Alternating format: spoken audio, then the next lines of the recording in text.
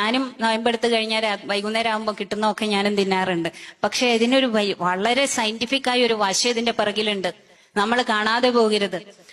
ഈ മനുഷ്യന് 11.5 മണിക്കൂറോളം നേരം നിങ്ങൾ ഭക്ഷണം കഴിക്കാതിരുന്നാൽ നിങ്ങളുടെ ഉള്ളിൽ, നിങ്ങളുടെ ആമാശയത്തിൽ, നിങ്ങളുടെ കുഴലിനകത്ത് ഒരു പ്രത്യേക ഹോർമോൺ ഉൽപ്പാദിപ്പിക്കപ്പെടും. ആ ഹോർമോൺ വെറുതെ ഉൽപ്പാദിപ്പിക്കുന്നതല്ല. ഇവനിതാ ഭക്ഷണമൊന്നും കഴിക്കാതെ ഇങ്ങനെ അവശനായിക്കൊണ്ടിരിക്കുകയാണ്, നമ്മുടെ ശരീരം പറയാണ് ഇവനിങ്ങനെ അവശനായിക്കൊണ്ടിരിക്കുക, അതുകൊണ്ട് ഇവനെ രക്ഷിക്കാനുള്ള, അവന് എനർജി കൊടുക്കാനുള്ള ഒരു മെക്കാനിസം വേണം. ആ മെക്കാനിസമാണ് ഈ ഉണ്ടാകുന്നത്. ആ മെക്കാനിസം സംഭവിക്കുമ്പോൾ ഉൽപ്പാദിപ്പിക്കുന്ന ഈ പറയുന്ന ഹോർമോണുകൾ, അത് നിങ്ങളുടെ ശരീരത്തിന് ഓട്ടോ ഇമ്മ്യൂണിറ്റി, നിങ്ങളുടെ ശരീരത്തിന് ഇമ്മ്യൂണിറ്റി പവർ കൊടുക്കും. നിങ്ങളുടെ ശരീരത്തിന് പല രോഗങ്ങളെയും ചെറുത്തു തോൽപ്പിക്കാനുള്ള കഴിവ് കൊടുക്കും.